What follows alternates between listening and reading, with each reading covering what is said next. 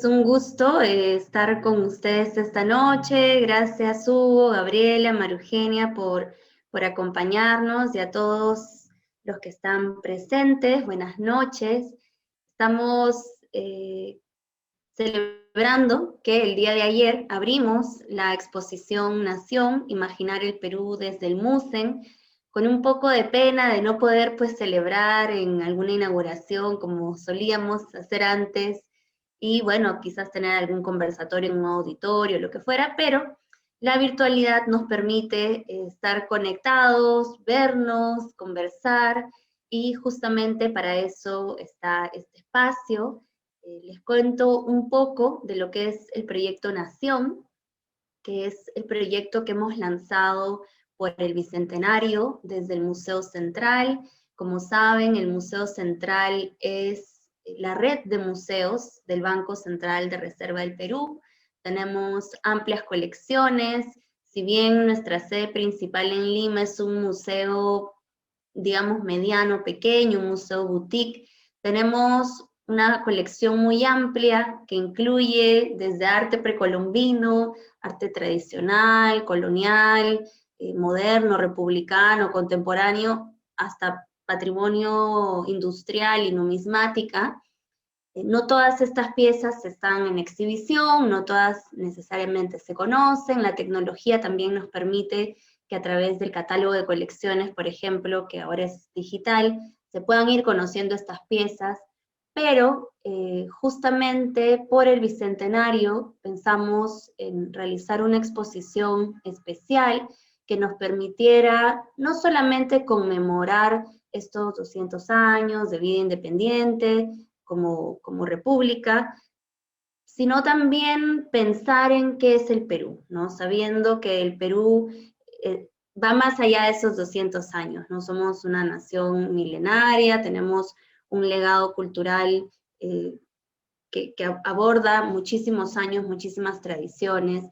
Entonces, por un lado, decidimos plantear un proyecto que sirva como un paraguas de todos los programas educativos, exposiciones y diversas iniciativas que tengamos a lo largo de los 4 años del Bicentenario, entendiendo que también el 2021 es el inicio, ¿no?, de esta conmemoración, pero que no termina sino hasta el 2024, con unas miras muy importantes a poder replicar no solamente esta exposición, sino nuestro trabajo, llevarlo a diferentes partes del Perú, que sea un poco más salir de Lima, ¿no? Que el museo pueda salir es nuestro objetivo. Entonces, el proyecto Nación justamente nace con ese objetivo de poder conmemorar esta independencia, pero a lo largo de los 4 años de, de, de vida de esta conmemoración. Y por eso, bueno, pues hemos trabajado no solo una línea gráfica, sino una conceptualización, y la parte inicial o con lo que iniciamos este proyecto es con la exposición Nación. Hemos titulado Nación, Imaginar el Perú desde el MUSEN. Puede ser un poco ambicioso probablemente, pero sí, cuando pensábamos con el equipo del museo, con el equipo curatorial aquí presente, también cuál es nuestra propuesta hacia el futuro, ¿no? Entendiendo también esta conmemoración no solo como un recuento de hechos históricos, no solamente como una reflexión de qué sucedió en 1821 y en esas épocas, sino en entendernos como país, en observar, en descubrirnos, permitir tener ese descubrimiento de las historias que esconde cada una de las piezas, que son testimonios de un momento, de una localidad a veces, o incluso del sentir personal de un artista, ¿no? Y desde el museo venimos trabajando mucho la exploración, la parte de experimentación, buscamos generar experiencias con el público. Entonces, como parte de todo el proyecto y como parte de la exposición no podía faltar estos otros momentos que les hemos puesto imagina y crea, porque un poco la apuesta del museo es que el museo sirva para inspirar a la acción, a la reflexión, imaginar nuevos caminos y también para hacer, ¿no? Para no solamente el hacer artístico, sino también el hacer en la innovación interdisciplinaria desde el campo, desde el cual cada uno de ustedes lo vea, ya sea un docente, ya sea un ingeniero o un músico. Yo creo que el museo, la colección y la exposición, pues tiene mucho que ofrecer para incentivar también esa creación. Entonces, básicamente, todo el proyecto va a alinearse a estos ejes, a invitar, a observar, descubrir, imaginar y crear, y lo mismo vamos a encontrar en la exposición, ¿no? Algunos llamados a imaginar. De hecho, uno de los ejes de la exposición se llama Imaginar el Perú, y ahora voy a detallar un poco más sobre eso, y también encontrarán algunas consignas para crear que podrán ir cambiando con el tiempo, creaciones que queremos que de alguna manera se incluyan también en la exposición, se van a ir proyectando las creaciones que realiza el público. Entonces esto es un poco lo que va a guiarlo, ¿no? Y para ya pasar a la exposición, justamente hoy pensaba, claro, cuando empezamos a conceptualizar esta exposición, no había ocurrido la pandemia, ¿no? Estábamos imaginando cómo celebrar el centenario desde el museo, con las colecciones que teníamos, cómo descubrir estas historias que nos ayuden a formar no un concepto de lo que es la nación, porque realmente son pequeñas muestras, ¿no? Nuestra colección, lamentablemente, no tenemos piezas de todas las provincias del Perú, ni de todas las épocas, pero sí algunos llamados, algunas muestras que nos permiten hablar de diferentes aspectos, ¿no? Entonces, la exposición la organizamos en 3 ejes, que fueron un poco lo que dimos como consigna, como misión a los curadores que nos acompañan, para que pudieran ellos buscar entre las colecciones qué piezas nos ayudaban a construir esos ejes. El primer eje, habíamos puesto que es el Perú. Finalmente terminó desencadenando en el Perú representado, ¿no? ¿Cuáles son los símbolos que nos representan? En este eje vamos a encontrar desde la presencia del escudo como un símbolo que está no solamente por decir, el escudo pintado o en monedas, sino también en trajes, en piezas de uso cotidiano, de tradiciones. Y el otro eje fue el Perú diverso, y el tercer eje es imaginar el Perú. Entonces, con esa misión invitamos a Hugo Iquejara, a Gabriela Germaná, a María Eugenia Illa, a Carlos Contreras, que no nos puede acompañar hoy, y a Ricardo Kusunoki, que tampoco estará con nosotros esta noche, pero vamos a tener otras oportunidades para seguir conversando. Realmente no vamos a poder hablar ni de todas las piezas, ni de todos los subtemas, porque estos 3 ejes que les menciono tienen dentro otros subtemas específicos, pero sí cada uno de los presentes nos puede conversar de cómo sucedió esa selección, cómo tomaron el elegir piezas para, por ejemplo, el Perú representado. Luego, para el Perú diverso, que buscaba reflexionar sobre la diversidad cultural en el país a través de las piezas del MUSE. Y finalmente, sobre el eje de imaginar el Perú, que básicamente consistía en buscar qué piezas nos pueden dar algún mensaje que nos permita imaginar un Perú mejor o el Perú del futuro, ¿no? ¿Qué lecciones nos dejan estas piezas para pensar hacia adelante? Entonces, bueno, dicho todo esto, te doy paso, María Eugenia, sin antes déjame presentarte. para que nos hables de tu participación en el Perú representado. Bueno, María Eugenia es maestra en museología por la Universidad de Ricardo Palma, licenciada en Historia del Arte por la Universidad Nacional Mayor de San Marcos y egresada de la maestría en Antropología de la misma universidad. Es museóloga, curadora y docente universitaria. Su interés se ha enfocado en el estudio de la historia del Museo Nacional, el indigenismo y la pintura amazónica contemporánea. Su labor se concentra en ayudar a que el público de los museos descubra todo el universo detrás del arte tradicional peruano. Gracias, María Eugenia. Gracias, María del Pilar. Buenas noches a todos y a todas. Antes que nada, quiero agradecer al MUSEM por la invitación y por esta experiencia que siempre es enriquecedora y que además el trabajar en colectivo permite establecer una serie de redes y aprendizajes con todo el equipo del museo y con los curadores, desde luego. Esa es una de las cosas que creo que son más valiosas en estos procesos. Uno de los temas para hablar de Nación, y en particular desde la colección Macera Carnero que tiene el MUSEM, nos ha de algún modo permitido a repensar cómo en un momento clave como el nuestro podemos analizar críticamente cuáles han sido las narrativas que nos han acompañado. Eso es algo bastante importante y una de las ideas más claras que quedan muy evidentes es que la idea de nación no puede ser pensada como una sola unidad y además tampoco desde un solo espacio, ¿no? Si bien hay una narrativa oficial, desde luego el proceso de la independencia no se circunscribe a Lima ni al 28 de julio. Sabemos que desde otras regiones y en tiempos anteriores incluso han habido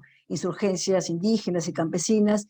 Si bien eso no está exactamente representado porque la cultura material de estos eventos prácticamente es poco visible o inexistente en las colecciones, la selección que hemos hecho nosotros ha buscado dar visibilidad a piezas que desde diversas regiones representan esta idea tan plural de nación que nos caracteriza, ¿no?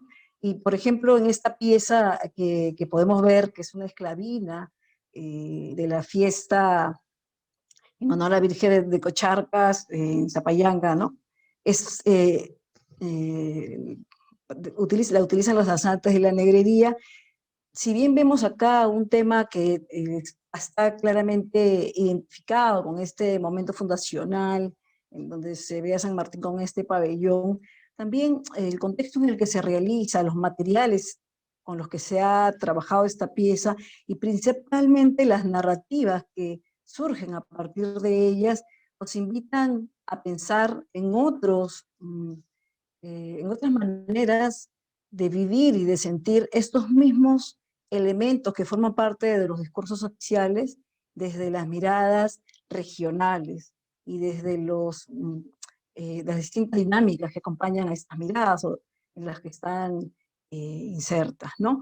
Y un tema fundamental es entender, por ejemplo, la idea de las festividades, estos sistemas centrales dentro de las vidas de las comunidades, en donde además hay una serie de negociaciones políticas, sociales, económicas, y que sin duda son fundamentales para entender cómo desde la región se entiende y se vive la idea de nación, ¿no?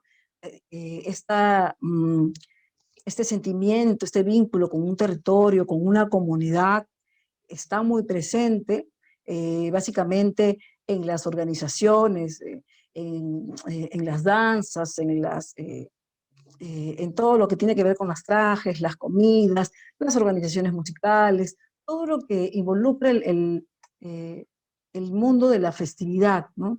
Que es fundamental en estas sociedades porque vincula a diversos sectores urbanos y rurales y además hay un tema que forma parte también una cosmovisión y una economía, ¿no? Generalmente una economía vinculada a lo agrario. Entonces, ver un ícono como el que apreciamos en esta pieza, eh, también nos acerca a entender que hay una apropiación local, una apropiación regional de estos elementos y que tienen significaciones muy diversas.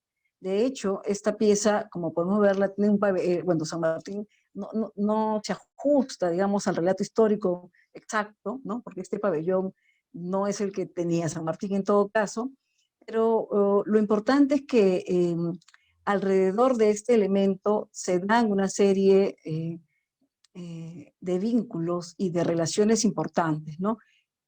La esclavina, que está muy presente en el Valle del Mantaro, básicamente en la danza de la negrería, es una suerte de crónica de nuestra historia republicana, porque los temas representados en estas piezas en realidad son muy amplios, son muy diversos y llegan hasta la historia contemporánea.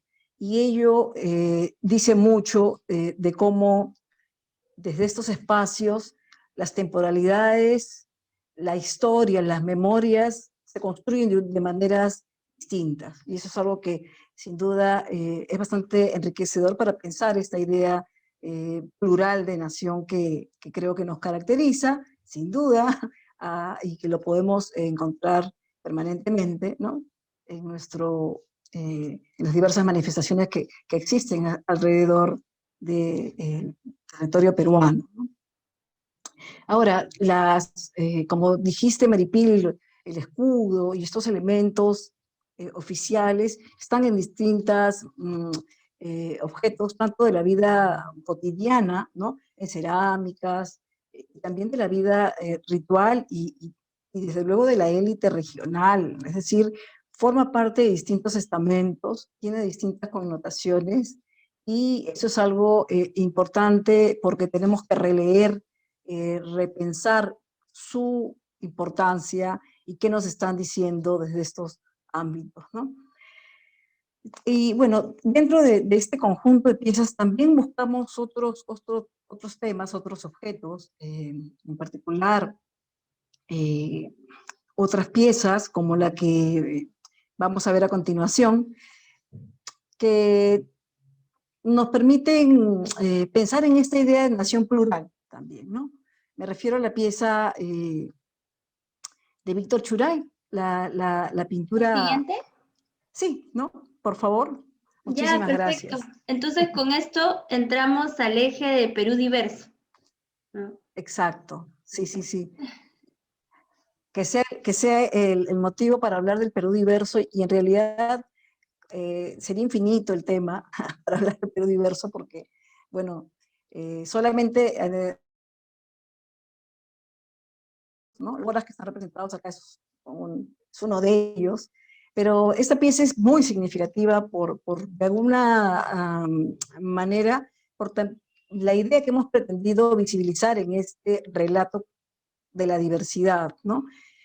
Al momento de hacer la selección, nosotros comenzamos a tratar de plantear una narrativa que visibilice la diversidad, pero desde el punto de vista de los recursos, eh, de las plantas, de la flora, la fauna, y de cómo estas comunidades de plantas y de animales se han relacionado con los pobladores del Perú, ¿no? Desde incluso antes de la existencia del Estado, ¿no? Del Estado moderno y por supuesto con un arraigo precolombino, ¿no? Entonces, eso es bastante importante porque el conocimiento que implica el manejo, lo que se llama domesticación en algunos aspectos, que es realmente un proceso muy complejo y que no acaba, nos permite entender que esto que nos convierte en un país megadiverso, un país del que todos estamos orgullosos por su variedad de climas, su variedad de paisajes, eh, de territorios y la posibilidad de tener tantos recursos, no es algo que se haya dado espontáneamente, sino que refleja el conocimiento de miles de años de trabajos de hecho, lo que significan los procesos de domesticación, y que ello, sin duda, nos permite entender pues que estos pueblos, y principalmente los pueblos originarios, son los poseedores de estos saberes. Son los que han tenido a su cargo la organización, la sistematización de todos estos recursos dentro de sus filosofías, dentro de sus cosmovisiones.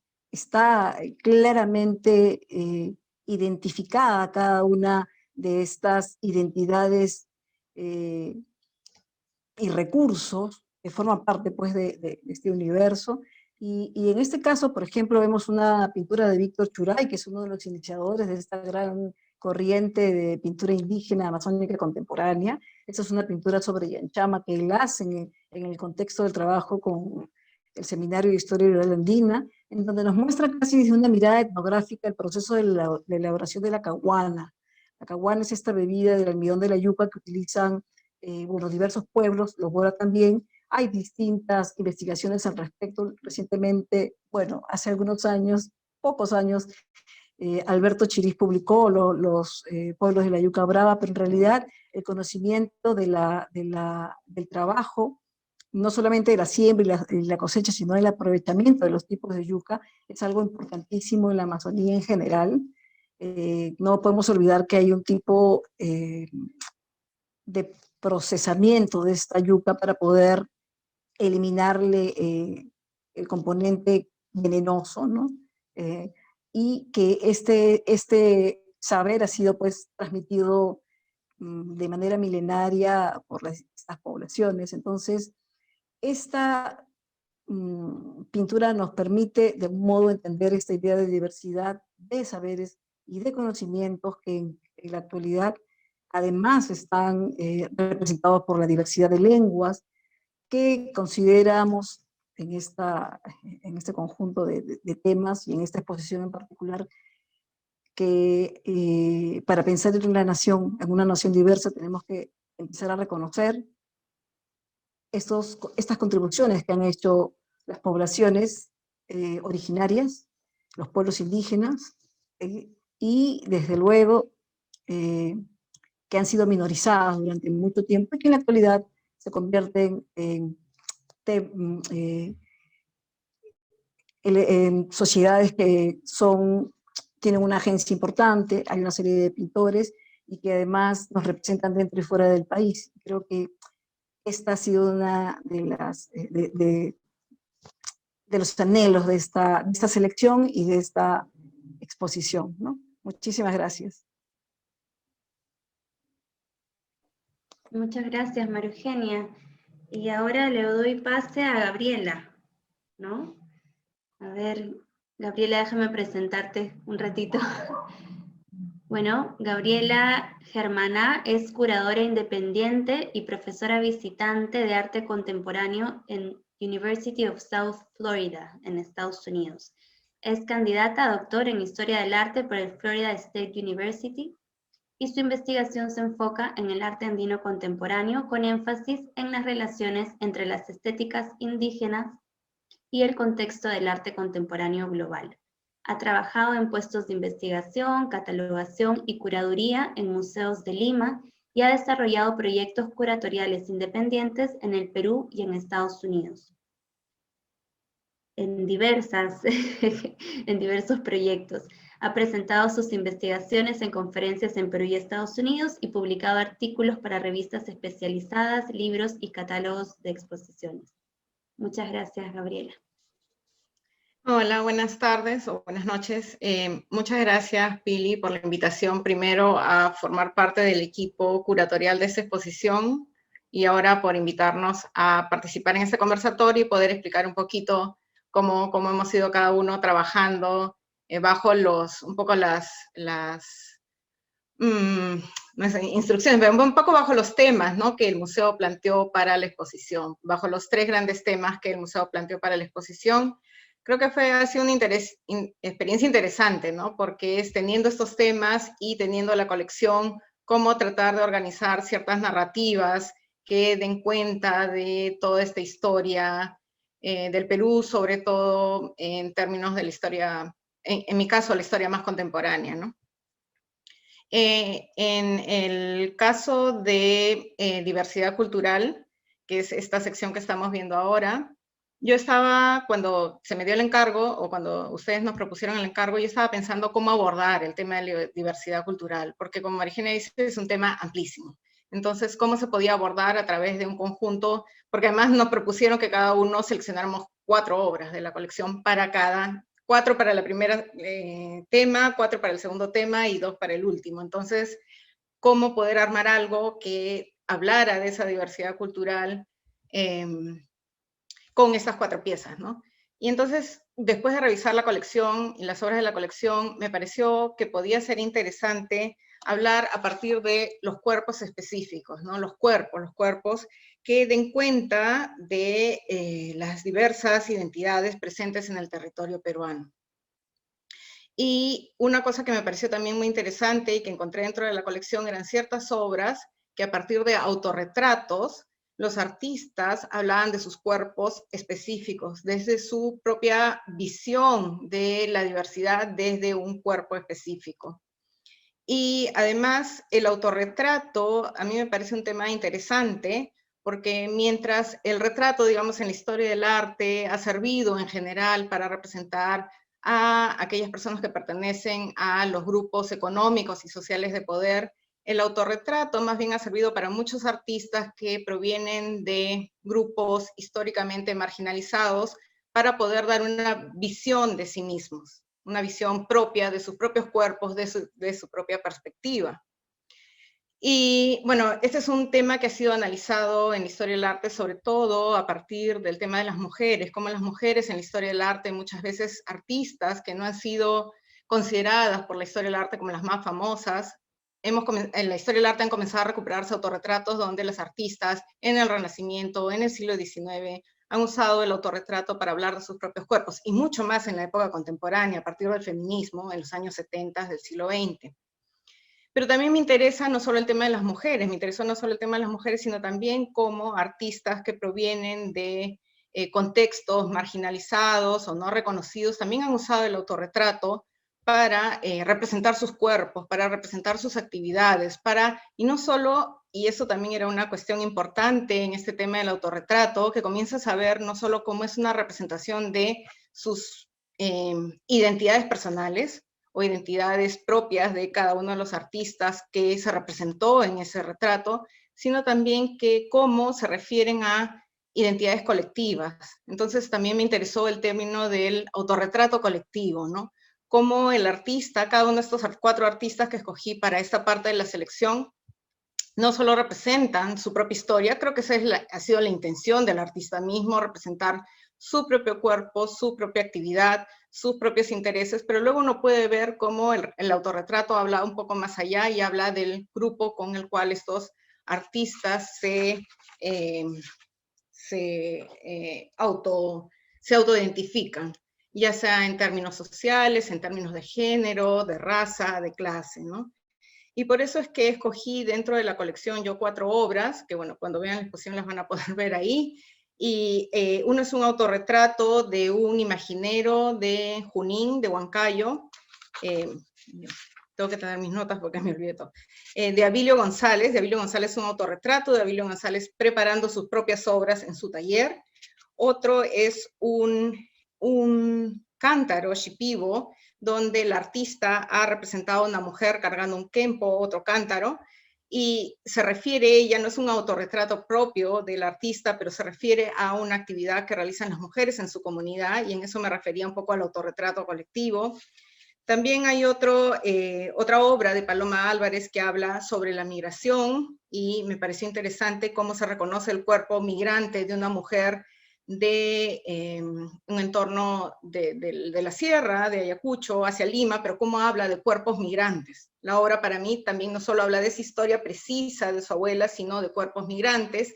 Y en el caso de la obra que tenemos aquí, me pareció interesante resaltar cómo Ana Teresa Barbosa, que es una artista limeña, mestiza, se refiere a su propio cuerpo de mujer y lo hace además a través de la práctica del bordado, porque en cada una de estas obras, de estas 4 obras que conforman mi selección, me interesaba representar también la técnica con la que había sido hecha la obra, ¿no? Y en este caso creo que hay varias lecturas posibles de esta obra. Por un lado es la historia personal que el artista ha querido relatar a través de este díptico. Es un díptico hecho a través de la técnica del bordado y del patchwork, de la costura de telas para dar los diversos colores de la obra. Y en la primera vemos a un hombre que es atacado, un joven que es atacado por animales y es herido, ¿no? Y en la segunda es ella misma, es Ana Teresa, y el joven que está representado es su pareja, y ella lo está sanando a través de la costura y del bordado. Entonces está hablando, por un lado, está reivindicando esta práctica que se ha asociado mucho a los entornos femeninos, sobre todo en las ciudades, ¿no? Conservadores, y donde el bordado ha sido menospreciado como una práctica femenina, y lo reivindica para hacer cuadros que son considerados dentro del mundo de las artes, pero además reivindica el bordado como una práctica de sanación, porque ella se representa a sí mismo curando a su pareja, ¿no? Del ataque de estos animales externos. Y también, por otro lado, yo creo que se puede leer esta obra en este sentido del autorretrato colectivo, no solo de mujeres reivindicando el bordado, porque esto creo que es una práctica urbana que para muchas mujeres artistas ha significado reivindicar la práctica del bordado, que provenía, quizás muchas artistas vieron a sus abuelas, a sus madres en interiores domésticos bordando, entonces es reivindicar toda esta práctica, pero además creo que es reivindicar un rol de la mujer en la sociedad, ¿no? Que ha sido la mujer que cura, que sana, que cuida, ¿no? Que cuida a los otros, que está a cargo del hogar y cuida a los otros, y de esa manera también reivindica ese rol que ha sido asignado a muchas mujeres históricamente. Entonces creo que en ese sentido este autorretrato de Ana Teresa habla, como decía al principio, de una historia personal, se retrata a ella y la pareja, pero también hace referencia a una colectividad a la que ella pertenece, de mujeres mestizas, urbanas, a través de la técnica misma de la obra y a través de esa representación del bordado como sanación. Entonces, creo que cada una de las obras que están en esta sección, así, ¿no? Hablan desde experiencias personales, pero también sobre cada uno de los diversos grupos que pueden conformar el territorio peruano, y creo que de esa forma intentaba yo representar esta diversidad cultural en el territorio, a partir de cuerpos específicos, a través de identidades grupales y a través de prácticas también grupales. Muy bien, muchas gracias, Gabriela. Nos has dado un panorama más grande de la exposición, que realmente, como les decía, es bastante más amplia. En el Perú representado también está el subtema de territorio, que lo trabajó Gabriela, que dará para otro conversatorio. Está el tema de los símbolos precolombinos, también en monedas y billetes, que justamente fue curioso que Hugo, que es arqueólogo, las piezas que eligieran no fueran piezas meramente arqueológicas, sino cómo se han incluido esas representaciones en este caso en la numismática, ¿no? Entonces, Hugo, te voy a presentar, antes de darte el paso. Bueno, Hugo Iquejara es arqueólogo, doctor en antropología por la Universidad de Pittsburgh y actual y ex docente del programa de antropología del Instituto de Sociología de la Pontificia Universidad Católica de Chile. Actualmente es becario postdoctoral y curatorial en el Museo Metropolitano de Nueva York. Anteriormente fue también docente de la especialidad de arqueología en la Pontificia Universidad Católica del Perú, donde se formó profesionalmente. Considera que las piezas de los museos pueden conectarse mejor con el público a través de narrativas que permitan comprender su origen y apreciarlas como lo hacía la gente del pasado. Muchas gracias, Hugo. Gracias. Gracias, Pilar. Gracias a todo el mundo por estar presentes acá. Cuando se me invita a participar como curador en esta exhibición, en realidad fue una tarea complicada, ¿no es cierto? Porque como curador invitado de la colección precolombina, ¿no? Hay que reconocer que el Perú no existía cuando estas piezas fueran hechas, ¿no? El Perú como república no cumple 200 años este año, ¿no? Pero, y la idea de nación peruana, si bien es discutible cuando se inicia, no empieza en la época preconquista. Por lo tanto, la gran duda, el gran reto era cómo podemos hablar, ¿no?, de la diversidad cultural del Perú contemporáneo utilizando las piezas de la colección precolombina. Entonces, lo que propuse, y es lo que está presente en la exhibición, es tratar de mostrar, ¿no?, que esta diversidad cultural que tenemos en la actualidad, ¿no?, también estaba presente en la época del Incario, del Tahuantinsuyo, y no necesariamente es una diversidad que nace de que se explica totalmente de la gran variabilidad ecológica o geográfica, sino que tiene que ver con la creatividad humana, ¿no? Entonces, cuando hablamos de diversidad, podemos referirnos a las múltiples formas que tiene la gente para poder realizar las cosas. Entre estas cosas pueden ser rituales, pueden ser creencias religiosas, pueden ser costumbres políticas, pero también puede ser, ¿no es cierto?, la creación de estilos artísticos para determinadas funciones de su vida. Entonces tenemos, ¿no es cierto?, en el mundo precolombino una gran variedad de estilos cerámicos, muchos de ellos contemporáneos. En la época incaica, esta pieza que ustedes ven en la pantalla podría haber sido vista una sola vez y era reconocible inmediatamente que pertenecía, ¿no?, al aspecto político del imperio, ¿no? Era un objeto que era utilizado muy probablemente para servir bebida alcohólica, chicha, asua, ¿no es cierto?, al público que venía a los rituales del imperio. Pero junto a esto había una gran diversidad de estilos locales que provienen de las naciones conquistadas por los incas. Por eso, antes de esta conquista, habían estilos que hoy día llamamos chimú, los estilos que llamamos hoy día chinchaíca, que llamamos goya, etc. Todos estos estilos, estos pueblos, perdón, fueron conquistados por los incas. Y acá empieza algo muy interesante que tiene un paralelo con el mundo actual. Empieza una negociación de identidades, ¿no es cierto? Mientras que algunas sociedades adoptan rápidamente el estilo inca, ¿no es cierto?, otros tienen una historia mucho más complicada. Un objeto que muestro en esta exhibición es, por ejemplo, el Chimo Inca, que viene a ser, ¿no es cierto?, esta especie de negociación de los artistas locales del norte peruano, que conserva una tradición de cientos de años de utilización de las estribo, 2-3 siglos de utilización de una cerámica bella negra, ¿no es cierto?, y llega el incanato, ¿no?, con nuevas demandas estilísticas y nuevas funciones para estos objetos.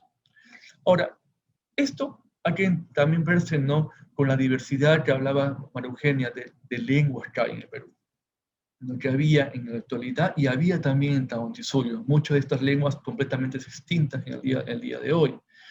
Ahora, pero no quiero decir que esta diversidad que tenemos en la actualidad en el Perú es un producto directo de esta diversidad que había en el incanato, porque no lo es, ¿no? Esta diversidad que tenemos en la actualidad es producto de las múltiples historias locales que tiene la gente, ¿no? Es decir, de estos pueblos que fueron conquistados por los incas, fueron luego conquistados por el Imperio Español, luego son incorporados por el Estado peruano que nace en el siglo XIX, ¿no es cierto? Y en cada momento de esa historia, estos pueblos se transforman, ¿no es cierto? Empiezan a adoptar nuevas costumbres que aparecen a través del tiempo, pero también llegan a adoptar nueva gente, gente que puede llegar de Europa, llega de África, llega de Asia. Por eso es la real diversidad que tenemos en el Perú, no una diversidad que necesariamente se puede explicar por la variabilidad ecológica que tiene el país, sino creo yo por la diversidad de historias locales que uno puede encontrar en cada pueblito, cada caserío, cada ciudad, distrito, provincia, etc., ¿no? Y lo que he hecho en esta curaduría es utilizar esta cerámica precolombina como una excusa para hablar de esas historias, ¿no? Que nos ayuda a entender, como decíamos, ¿no?, este Perú contemporáneo.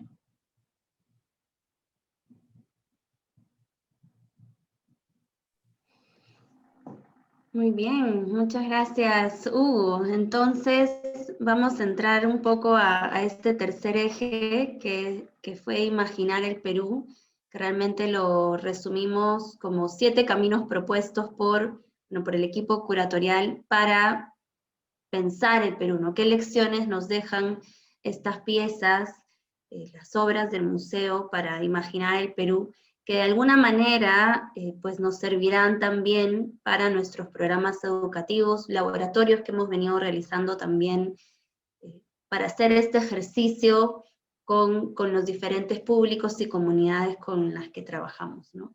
Entonces ahora le doy paso a Gabriela y luego a Hugo. Sí, bueno, fue un ejercicio, ¿no? Y esta propuesta que nos hicieron desde el museo para el tema de imaginar el Perú.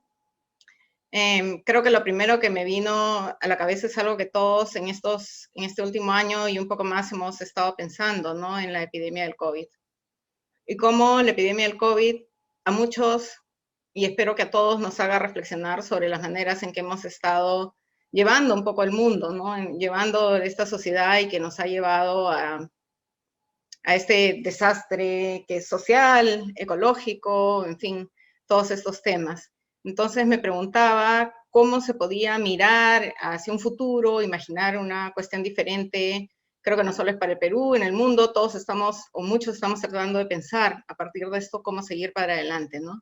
Y creo que una de las cosas que más, bueno, a mí me impresionaron y a muchos que trabajamos en estos temas era cómo en la Amazonía, una de las formas de lidiar contra el COVID fue el Comando Matico. Y como el Comando Matico, usando una planta medicinal local del área amazónica, luchó contra esta enfermedad cuando no llegaban muchos de los recursos del Estado hacia esos lugares. Y en ese sentido también comencé a pensar en cómo los artistas, o como algunos artistas en la colección, comienzan a plantear o plantean en sus obras otras estrategias de relacionarse con el mundo.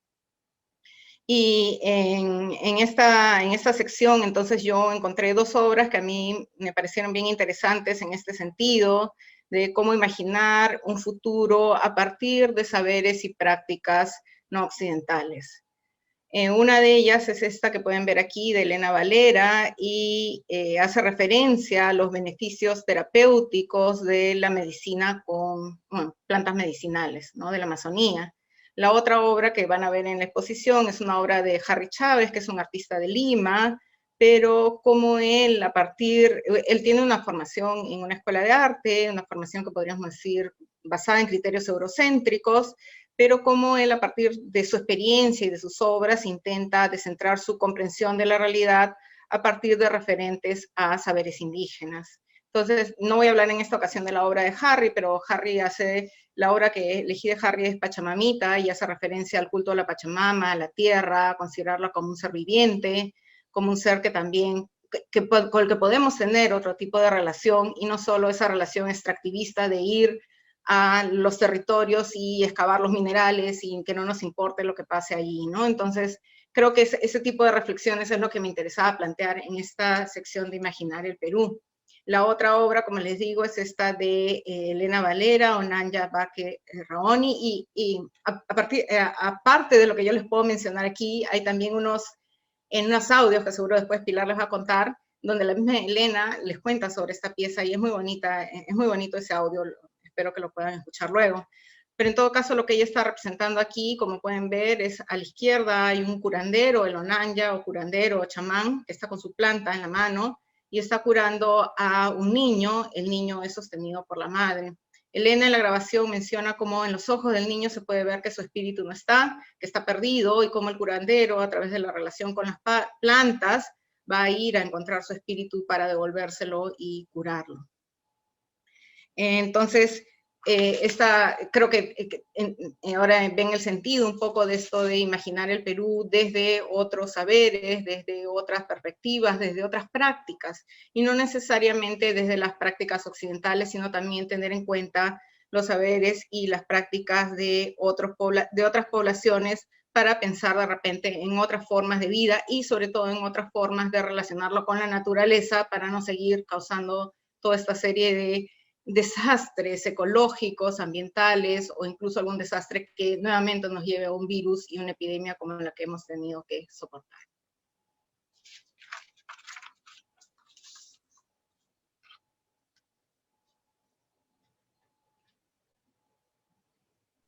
Muchas gracias, Gabriela. Hugo, tú. Gracias, Pilar. Bueno, mi propuesta en este tema de Imaginarnos el Perú, ¿no? Fue pensar un poco, ¿no? Lo que nos dice el escudo nacional, ¿no? El escudo nacional peruano, como todos saben, está dividido en 3 campos: un campo, ¿no?, con la vicuña, un campo con el árbol de la quina, y el tercer campo con una cornucopia con monedas de oro. Ahora, este escudo, como lo ha analizado mucha gente, representa una forma de entender el país, ¿no?, del siglo XIX, ¿no? Una forma de entender el país criollo, ¿no?, urbano, que traen ideas, digamos, ilustradas europeas, ¿no? Y acuérdense, es un momento en donde están llegando los viajeros naturalistas, ¿no? La idea de conocer un país es conocer el territorio, conocer sus recursos. Y eso se ve reflejado en el escudo, ¿no? Donde cada elemento representa en cierta forma digamos, un reino de la naturaleza, ¿no?, que por cierto es una división que ya no se usa, ¿no?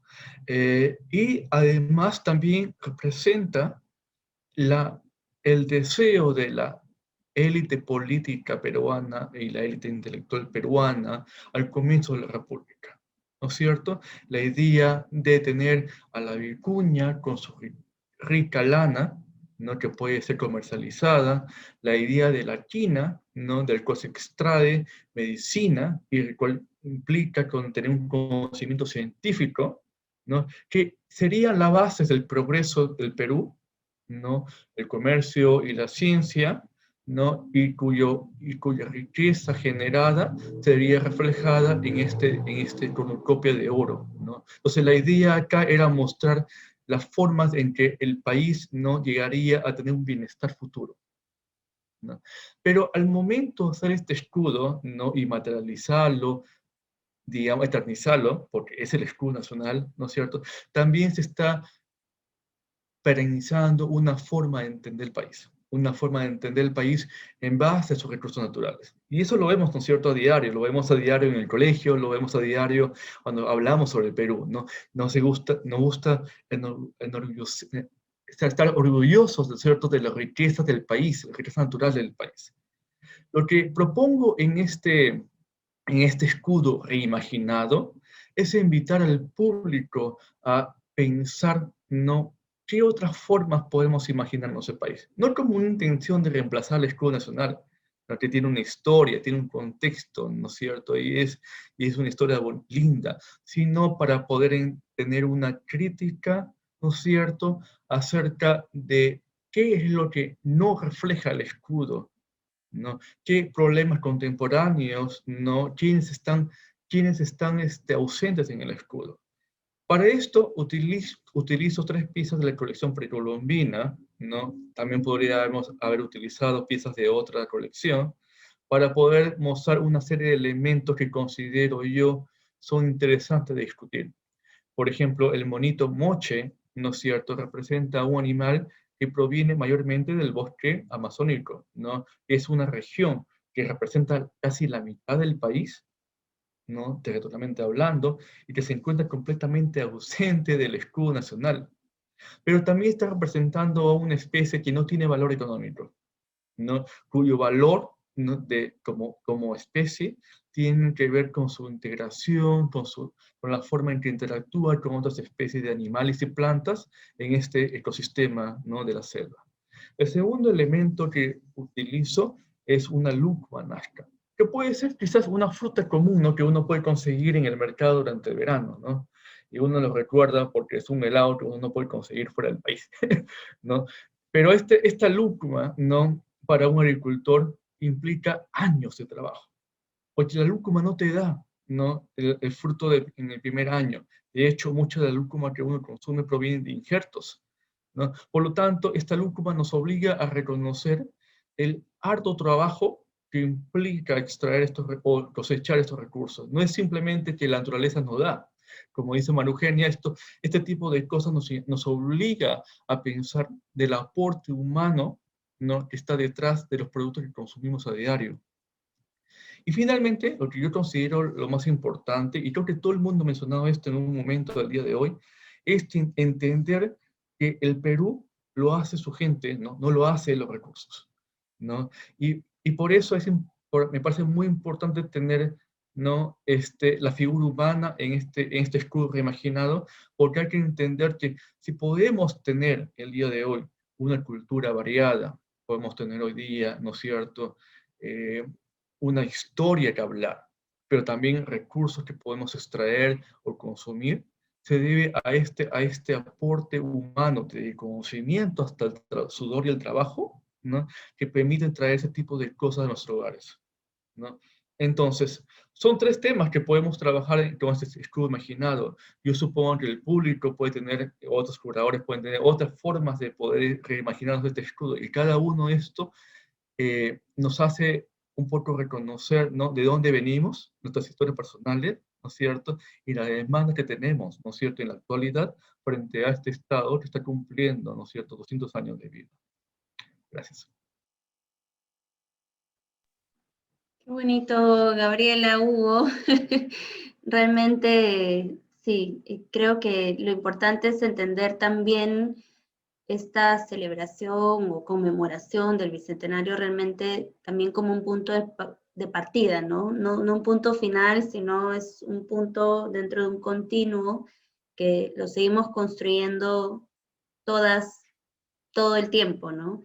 Y que continúa, entonces, pues creo que ese es un poco el objetivo de la exposición también, inspirarnos, imaginar, descubrir y también crear, ¿no? Que para nosotros es un paso más allá del imaginar.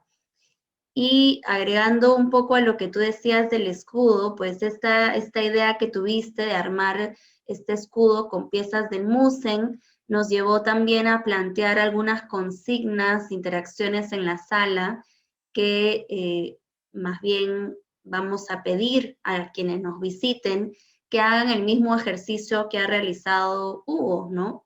Visitar el museo y elegir 3 piezas, van a encontrar una ficha donde pueden poner el nombre de la pieza, el autor o la época y por qué pondrían esa pieza en el escudo. Y nuestro compromiso es pues a elegir a lo mejor algunas propuestas y poder cambiar en la misma sala, poner las piezas elegidas por el público, digamos, ¿no? Que además nos permite hacer alguna contribución que se construya la exposición también con la participación de nuestra comunidad. Habrán otras consignas trabajadas también con el equipo del museo y esperamos que sigan cambiando, que también entren a retos en redes sociales, ¿no? Activar un poco por ese lado. Bueno, entonces creo que damos paso a hacer preguntas. El chat me parece que ya está abierto, si es que alguien tuviera alguna pregunta, algún comentario. Y mientras se van animando a las preguntas, yo no quería dejar de agradecer, que me comí los agradecimientos al inicio, a todo el equipo del museo que ha estado detrás de la exposición, el proyecto, Jorge Kishimoto, que ha estado en la parte de coordinación general, curaduría pedagógica, trabajando conmigo ese tema, y el equipo de gestión de colecciones, Melina Latorre, Lorena Olazábal, Claudia Sánchez y Joana en la parte de programas educativos y públicos. Realmente para nosotros es un trabajo mucho en equipo y que también es un punto de partida para las programaciones educativas y públicas complementarias a la exposición que vendrán en el resto del año. ¿Alguna duda, comentarios que quieran hacer a lo mejor entre ustedes también? Por aquí, gracias a quienes nos han acompañado todo este tiempo. Les vamos a dar a ver un ratito. Yo quería mencionar, como recién los escuché ayer, los audios, que es una propuesta que hizo el museo, ¿no? En el caso de muchos artistas, también tener sus propios audios de los artistas comentando sus obras, o en caso de los artistas que ya han fallecido, quizá algún familiar, los hijos, hermanos, hablando sobre la obra de los artistas más contemporáneos, ¿no?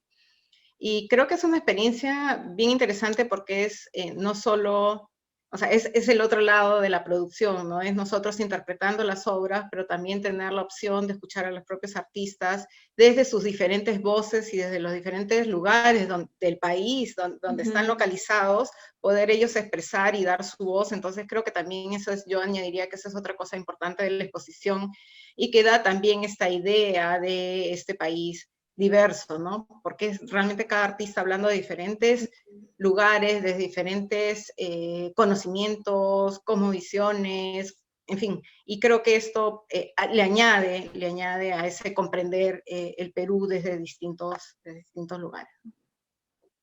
Sí, totalmente. Nos ha gustado mucho la experiencia porque además es darle una voz, ¿no? A veces, en el caso de Abilio González, es su nieto, ¿no? Y es heredero de una tradición de trabajo de imaginería, gracias a que María Eugenia tenía sus contactos también, y nos permite tener como esa historia grabada, con una investigación complementaria muy importante para el museo, ¿no? Para tener ese archivo que es como parte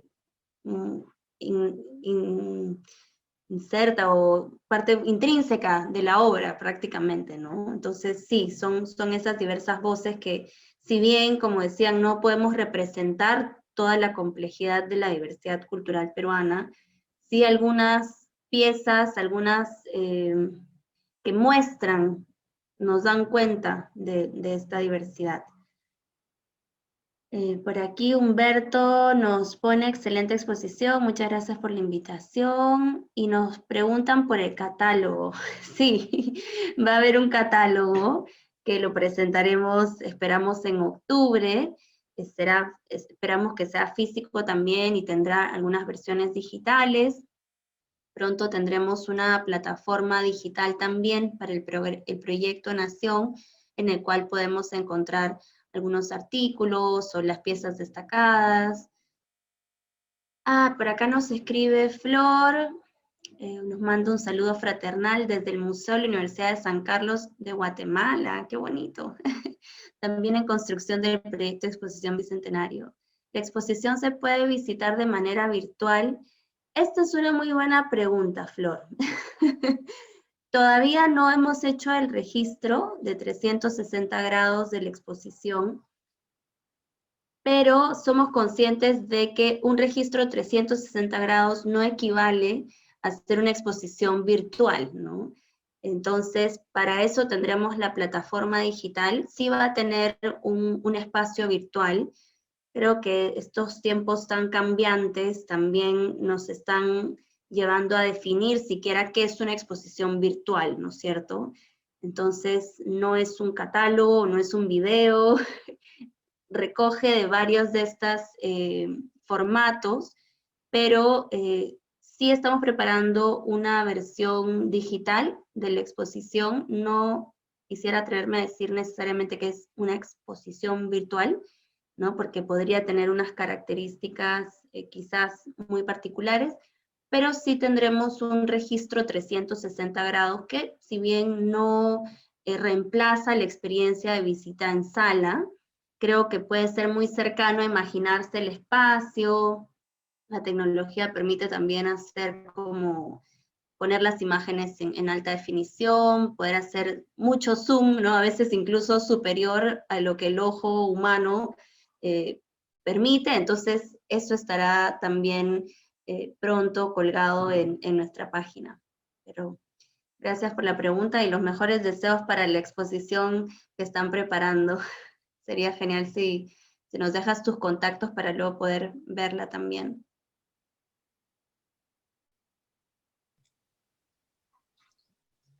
Aprovechando, Maripili, el comentario que han hecho respecto a la invitación que se ha extendido a los familiares, los artistas, sí, quería hacer recordar que, por ejemplo, están en la exposición, podemos escuchar a Gladys Churay Roque, que es la hermana de Víctor Churay, que cuenta la historia de este artista, su hermano. También está Pedro González, ¿no? El nieto de Abilio, que desde ASA también está participando con ese testimonio. Gladys desde Pucallpa, perdón, me olvidé de mencionarlo. Está Liliana Sandoval, que es la hija de Dora Panduro, quien también recuerda el trabajo y el proceso de producción de su madre, ¿no?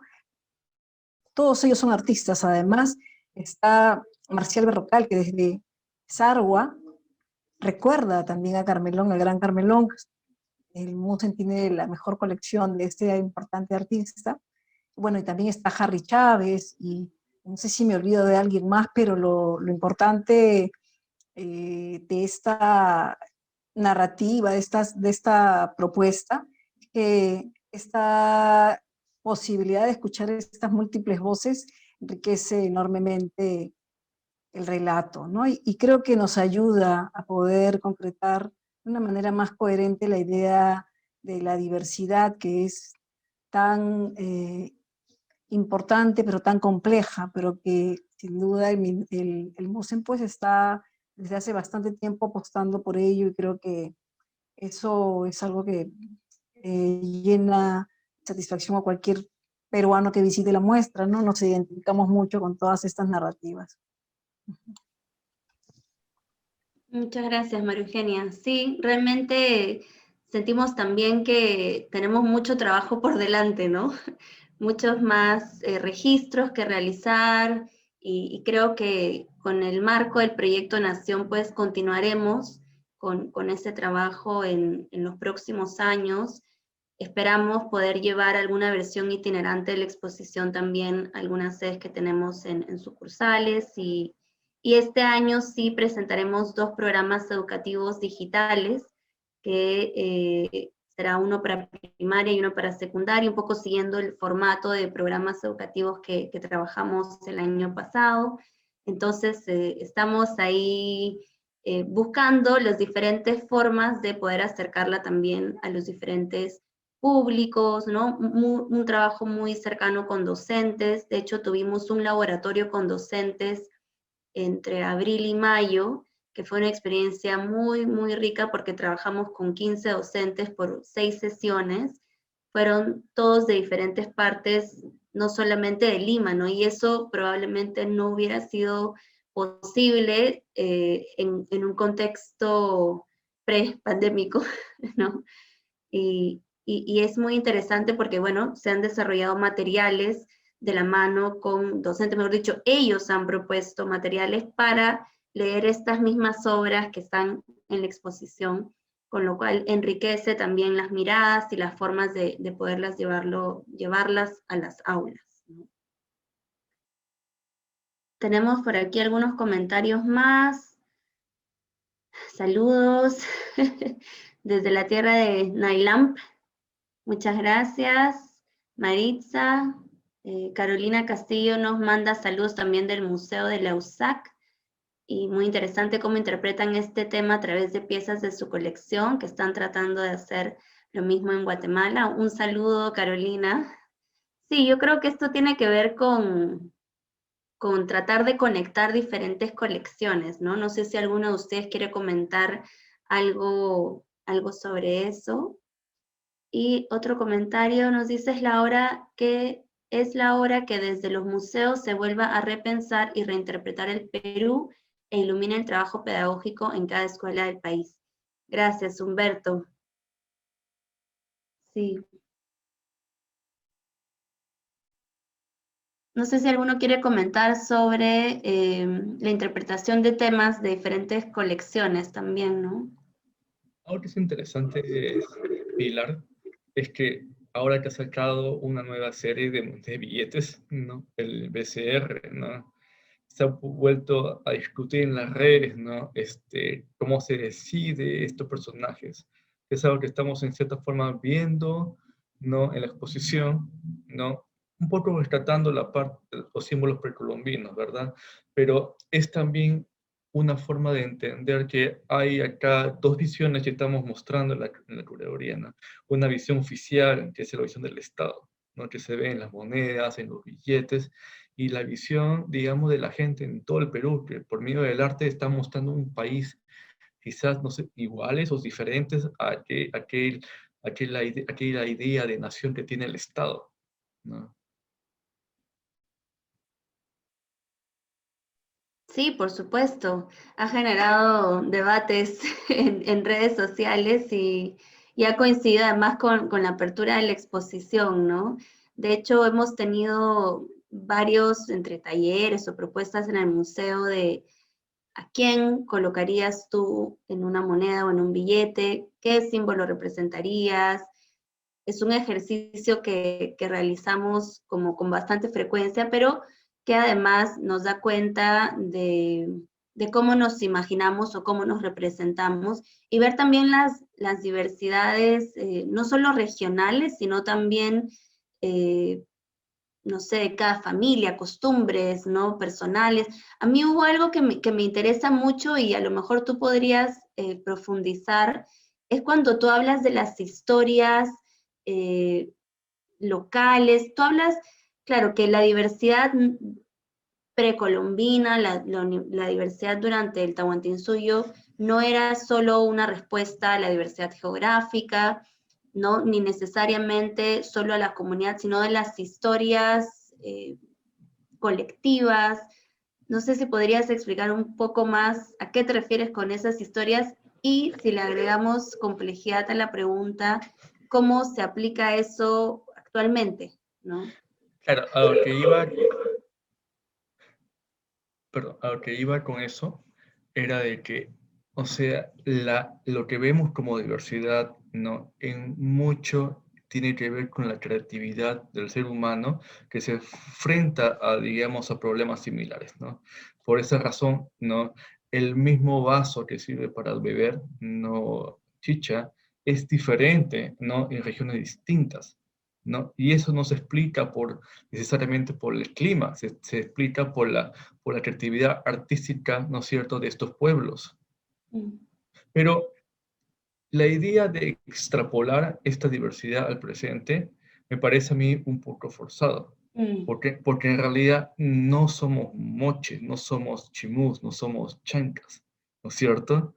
No somos ciudadanos de determinadas localidades, porque entre ese momento, estamos hablando del Tahuantinsuyo, ¿no?, del incanato, hasta la actualidad, ha habido cosas que han pasado, desde la incorporación de estos pueblos a diferentes entidades imperiales, sea el Inca, sea española, ¿no?, el nacimiento de la República, la transformación de la República a través del tiempo, ¿no es cierto?, y la globalización, digamos, ¿no?, en diferentes momentos de la historia reciente, ¿no? Pero cada una de estas cosas forma una historia local distinta, con héroes distintos en cada pueblo, ¿no es cierto? Familias notables en cada pueblo que son distintos. Y esas historias locales son parte de esa diversidad, ¿no? Y lo vemos, ¿no? O sea, sé que a veces, ¿no es cierto?, tendemos a exagerar o a narrar la historia peruana, ¿no?, muy centrado en Lima, ¿no? Y lo vemos, ¿no? Pero sabemos que en cada localidad, esta historia de la independencia, ¿no?, lo que pasó antes de la independencia, lo que pasa en los últimos 100, 50, 20 años, forma un carácter distinto, ¿no?, a cada familia, a cada comunidad. Y eso a lo que me refiero yo con que esta diversidad ya no solamente puede ser, debe ser explicada con la diversidad ecológica, como solemos hacer, sino con esta diversidad de historias que están marcando, ¿no es cierto?, a cada pueblo, a cada familia, a cada persona, ¿no? Y creo que todo el mundo puede coincidir que incluso estas obras que estamos viendo nacen de esta diversidad de historias personales, ¿no?, de cada artista.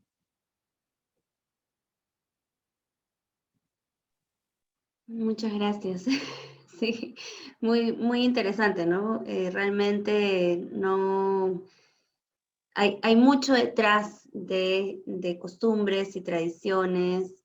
Bueno, y creo que podríamos hablar largo también de ese tema o incluso cómo muchos símbolos precolombinos forman parte ahora de nuestra vida cotidiana, son logos de marcas o ahora usamos camisetas con el escudo de Perú, ¿no? O un gorro y cómo estos símbolos que de alguna manera antes podrían ser muy sagrados, ¿no? Cómo se porta la escarapela, cómo se lleva la bandera, pues la aportamos en diferentes ocasiones muy cotidianamente, ¿no? Y pues responderá análisis antropológicos más complejos, ¿no? Que no hemos abordado en la exposición, pero que de alguna manera nos pueden invitar a hablar de eso también. Puedo añadir algo ahí, y es que los símbolos patrios no oficiales, ¿no es cierto?, se difunden porque el Estado los difunde en sus monedas, en sus billetes, en sus sellos, ¿no es cierto? Pero la adopción de las imágenes e historias precolombinas es mucho más complicada, porque no formaron parte de la narrativa oficial del Estado al inicio, ¿no? Y en realidad es más como una lucha de la gente para tener un pasado más profundo que simplemente el virreinato, ¿no? Y en la cual los arqueólogos, es un cherry disciplinario, ¿no es cierto?, tuvieron una gran importancia, porque el moche no existió en el siglo XIX, ¿no? La idea de lo moche, la idea de lo lima, la idea de lo no sé, son, son, digamos, narrativas creadas por los arqueólogos que durante el siglo XX se han estado poco a poco incorporando en las historias locales de la gente, ¿no? Y es bonito, ¿no es cierto? Porque esto implica, ¿no?, que son historias que no quedan en el olvido, sino que empiezan a formar parte de lo que forma el carácter de cada región, cada familia. Claro, y a eso ayudó mucho la gran cantidad de descubrimientos arqueológicos, ¿no? Y el orgullo nacional por cada uno de estos bueno, hallazgos, ¿no? Que muchos de ellos pues no se llenan portadas de periódicos internacionales, etcétera, ¿no? Bueno, no sé si es que alguien tuviera algún comentario más, alguna pregunta. Por acá tenemos más comentarios, ahora sí se han animado a comentar un poco más. Bueno, agradecimientos por al MUSEM, por la práctica pedagógica, muchas gracias.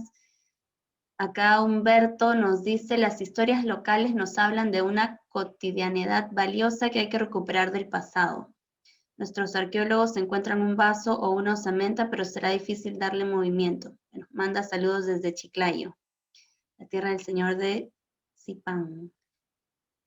Aquí Maritza nos dice, todo es parte de la resistencia cultural, el problema es que la república nace negando las raíces, a decir de Cislo.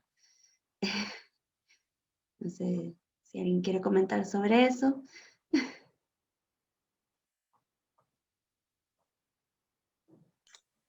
Algo importante que mencionar al respecto es que en estos últimos años, en este tiempo que nos toca a nosotros, la mirada del pasado también ha ido cambiando, ¿no? Se han ido rescatando otras memorias. La historia hegemónica, oficial, escrita, que ha sido la que ha liderado de algún modo el pensamiento, nuestra manera de imaginar el país, incluso exclusivamente andino en algún momento, ha cambiado mucho por la agencia de sus mismos actores, ¿no? Por ejemplo, podemos mencionar a los artistas amazónicos, indígenas, a los intelectuales también, de distintas regiones que aportan con las propias lecturas de su historia local, ¿no? Estas memorias que en algunos casos están transmitidas no necesariamente en los documentos oficiales o de manera escrita, sino que tienen otras vías a través de las cuales están presentes. Las fiestas son una de ellas y son importantísimas en ese sentido, los rituales, que tienen una continuidad en distintos lugares, pero hay muchas otras cosas más, objetos, ¿no? En donde están presentes estas lógicas y permiten, además, que las nuevas generaciones reconozcan este pasado a través de este tipo de elementos. Entonces, en un país en donde la mayoría, donde una gran población ha sido básicamente, ha tenido una forma de transmisión de su conocimiento a través de la oralidad, es algo que no podemos perder de vista. Y rescatar ello nos va, pues, a ayudar a construir esta mirada más completa, ¿no? No a continuar con esta fragmentación. Creo que el Bicentenario, desde una manera crítica, pensándolo desde las narrativas diversas, desde los espacios diversos, desde donde se ha comenzado a formar la idea de ser independientes en todo caso, ¿no? No exclusivamente en el ámbito limeño, como muchos historiadores actualmente están dando recursos para poder reflexionar. Creo que ello es algo privilegiado en este momento para nosotros también, ¿no? Nos obliga a reorientar nuestras miradas, a escuchar atentamente otros espacios, otras narrativas, otras voces, a hacer el esfuerzo. Nos corresponde, creo que a nosotros, hacer el esfuerzo para poder, desde el museo, sobre todo, dar cabida y tratar de construir, pues, esto que en este momento es fundamental para nosotros, ¿no? Para pensar en una idea, pues, eh, que de algún modo nos permita pensar en estos años, 200 años de república diferente, ¿no? Mirando hacia un futuro también mejor en ese sentido. Sí, quizá yo podía, simplemente para agregar a lo que dice María Eugenia, yo creo que la idea del bicentenario, que muchas veces solo, o para mucha gente es contraproducente porque quizás es esta idea de solo celebrar y cómo en este contexto vamos a celebrar estos 200 años.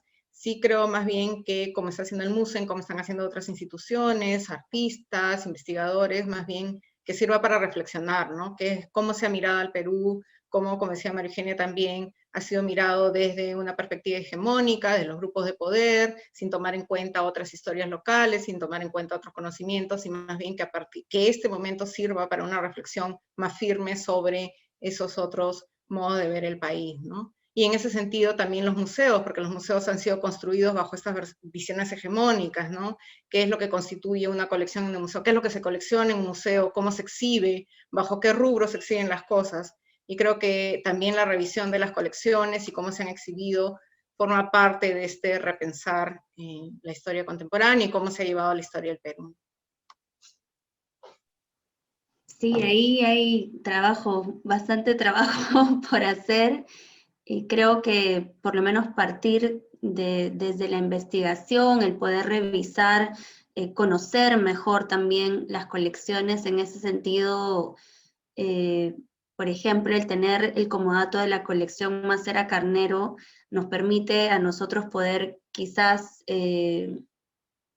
tener, porque lo que creo es que esta colección tiene más representación de tradiciones artísticas no limeñas, ¿no? Entonces, a través de esta colección es que podemos tener quizás estas muestras de tradiciones de diferentes provincias, no de todas, no es difícil tener una representación a nivel nacional, porque pues, son muchas regiones. Creo que muestras importantes, por lo menos de arte amazónico, ¿no? Del arte de la Sierra Central, del sur. No está todo absolutamente representado, pero es una muestra muy importante y sí, efectivamente, por ese lado, pues tenemos mucha misión todavía por delante y desde el museo, pues poder ser un espacio también no solamente de conocernos y reconocernos, sino también de diálogo, con respeto, ¿no? Y yo creo que sí, quizás volviendo al tema de los audios, de los testimonios, nos gustan tanto porque sí creo cuando los escucho digo, wow, cuántas tradiciones tenemos, cuántas historias, cuántas generaciones han pasado por estas tradiciones, ¿no? Y realmente son saberes muy ricos, ¿no? Con gran poder, podría ser la palabra, ¿no? En lo que transmiten, en el objeto físico, solamente muestra una parte, pero hay un patrimonio inmaterial también, probablemente, que es difícil de contar en el museo, que se basa en la evidencia material, ¿no? Pero estas historias son las que queremos poder seguir contando, y bueno, con esto creo que vamos terminando. Solamente invitarlos a visitar la exposición, quienes están en Lima, y cuando tengamos los recorridos 360, pues también a que lo puedan ver de forma virtual, poder conocer un poco más la colección, y haremos algunos podcasts, estos programas que van justamente a ir ayudando a conectar con estas piezas de las que hemos estado hablando, que han estado hablando María Eugenia, Gabriela y Hugo. Muchas gracias por acompañarnos, gracias nuevamente a todos los que nos han puesto saludos, qué gusto poder escucharnos y vernos desde diferentes partes del Perú y del mundo también. Estamos, bueno, si están interesados en visitarlo, toda la información de cómo hacer una reserva, horarios de visitas, están en nuestra página web y también en nuestras redes sociales. Entonces, no sé si hay algo más, si no nos despedimos. Gracias, Mónica, gracias, desde Tacna. Muchas gracias, Mónica. Bueno, muchos saludos también, y esperamos vernos pronto, tener más espacios de conversatorio como este. Yo creo que sí, van a venir unos cuantos más, por lo menos. Bueno, muy buenas noches.